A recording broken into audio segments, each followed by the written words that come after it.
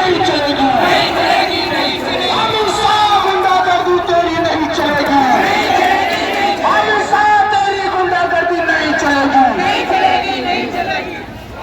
वज़ों ने वक्फ किया है और वक्फ जो है दो किस्म का इस देश में है, एक निबंधित है, गैर निबंधित।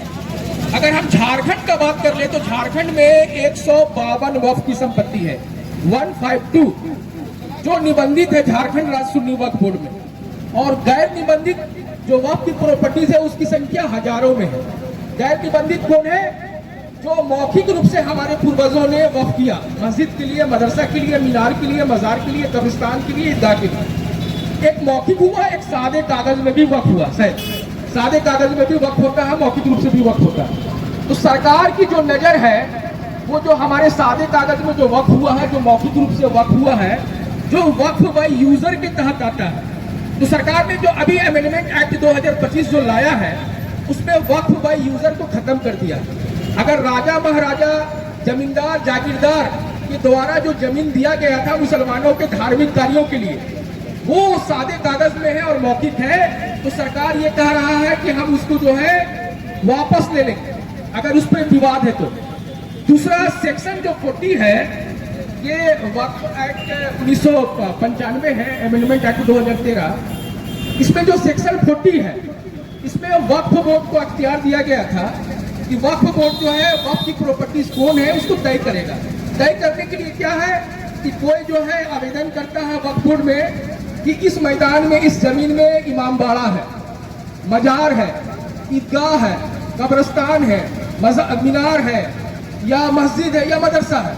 अगर कोई जो है आवेदन करता है वक्फ बोर्ड में, तो वक्फ बोर्ड जो है सीओ को, अंचल के अधिकारी को जो है वो रिक्वेस्ट लेटर भेजेगा और अंचल के जो अधिकारी है उसका जांच करेगा। जांच करने के बाद प्रतिवेदन जो है कलेक्टर को जाएगा, कमिश्नर को जाएगा, और सब कुछ अगर सही पाया तो सरकार के द्वारा गजट नोटिफिकेशन होगा।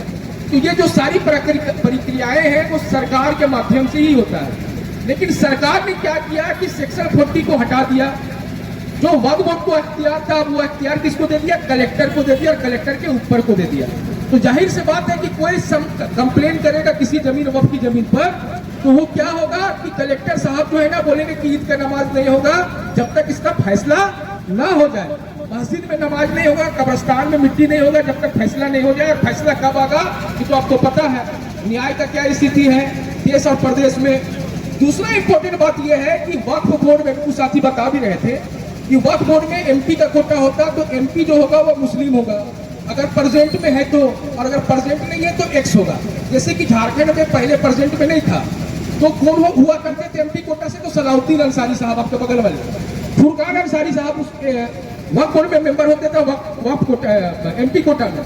लेकिन अभी क्या कर दिया कि इसको जनरल कर दिया। जनरल कर दिया मतलब अब जो एमपी कोटा में होगा वो निशिकांत दुबे भी हो सकता है। निशिकांत दुबे भी वक्फ बोर्ड में मेंबर हो सकता है।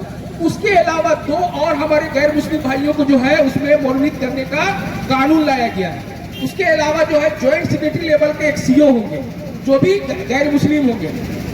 बार बार ये कहा जा रहा है कि हम महिलाओं को अधिकार देंगे, महिलाओं को अधिकार देंगे, लेकिन इस एक्ट में 1995 का एक्ट में महिलाओं को शामिल करने का निर्देश पहले से, लेकिन जबरदस्ती ये झूठ बोल रहा है। ये झूठ बोल रहा है कि भारत में 2013 के बाद वक्फ की प्रॉपर्टी 5 गुना 10 गुना बढ़ गया। मैं आपको एग्जांपल दे रहा हूं कि झारखंड में 152 वक्फ की संपत्ति है, लेकिन अभी केंद्र सरकार जो डाटा जारी किया है उसमें 650 बता रहा।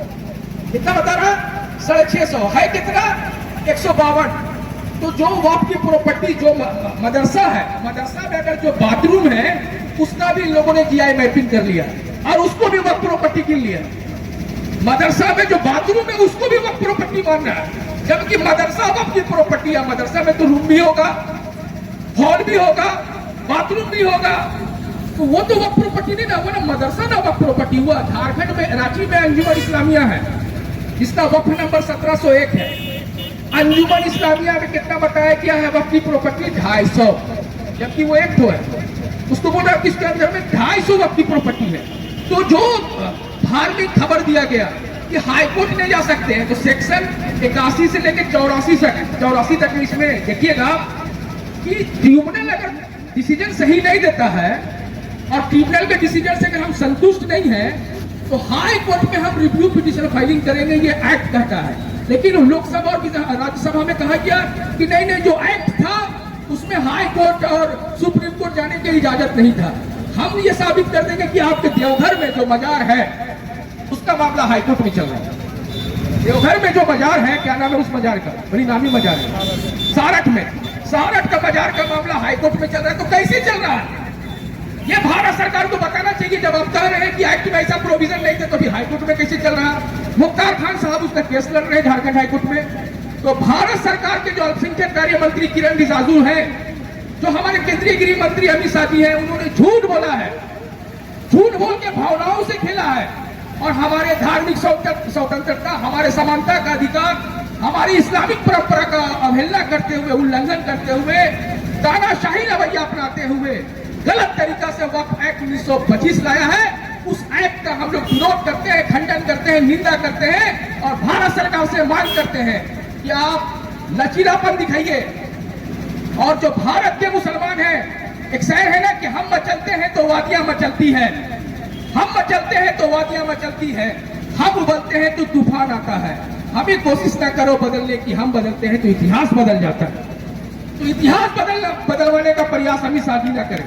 हम लोकतांत्रिक प्रक्रिया के तहत, संवैधानिक प्रक्रिया के तहत अपना न्याय की मांग करते हैं, अधिकार का मांग करते हैं, सम्मान की मांग करते हैं। और भारत का संविधान हमें यह देता है। आपने कैसे गैर मुस्लिम को वक्फ बोर्ड में सदस्य बनाया?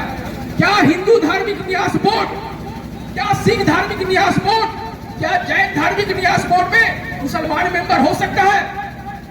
हो सकता है, इसमें भी होगा। और अगर नहीं हो सकता तो आप इसमें जबरदस्ती क्यों करना चाहते हैं? मस्जिद इस्लामिक परंपरा के अनुसार चलता है, मदरसा इस्लामिक परंपरा के अनुसार चलता है, कब्रिस्तान भी इस्लामिक परंपरा के अनुसार दफनाया जाता है। तो ये लोगों का जो मकसद है, जो हमारे ईदगाह है, जो हमारे कब्रिस्तान है, उसको हड़पना है। लोग कह रहे हैं कि भाई आमदनी नहीं होता है, गरीबों का जो है लाभ नहीं मिल रहा है। तो मस्जिद से क्या आमदनी होगा, मदरसे से क्या आमदनी होगा, कब्रिस्तान से, मीनार